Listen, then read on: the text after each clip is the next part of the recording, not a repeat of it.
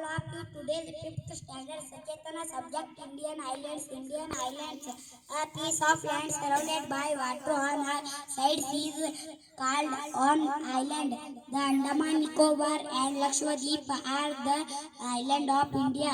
There are a total 1382 island in country.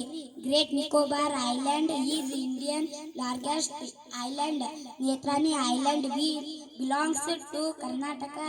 It located at North Kannada district. ಎಲ್ಲರಿಗೂ ಮುಂಜಾನೆಯ ಶುಭಾಶಯಗಳು. ಇಂದಿನ 5ನೇ ತರಗತಿಯ ಸಚೇತನ ವಿಷಯ ಭಾರತದ ದ್ವೀಪಗಳು.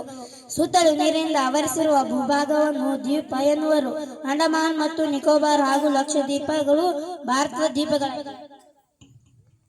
Islands are classified by their formation in major types: continental, oceanic, coral, barrier, tidal. Bharat ದೇಶದಲ್ಲಿ ಒಟ್ಟು 1382 ದ್ವೀಪಗಳಿವೆ. ನಿಕೋಬಾರ್ ದ್ವೀಪವು ಭಾರತದ ಅತಿ ದೊಡ್ಡ ದ್ವೀಪವಾಗಿದೆ. ನೇತ್ರಾನಿ ದ್ವೀಪವು ಕರ್ನಾಟಕ ರಾಜ್ಯದ ಉತ್ತರ ಕನ್ನಡಕ್ಕೆ ಸಂಬಂಧಿಸಿದೆ. ದ್ವೀಪಗಳು ಅವುಗಳ ರಚನೆಯ ಆಧಾರದ ಮೇಲೆ ವಿಂಗಡಿಸಲಾಗಿದೆ. ಖಂಡಾಂತರ ದ್ವೀಪ, ಸಮುದ್ರ ದ್ವೀಪ, ಹವಳದ ದ್ವೀಪ, ತಡೆಗೋಡೆ ದ್ವೀಪ, ಉಬ್ಬರ ಇಳಿತ ದ್ವೀಪ. ಧನ್ಯವಾದ.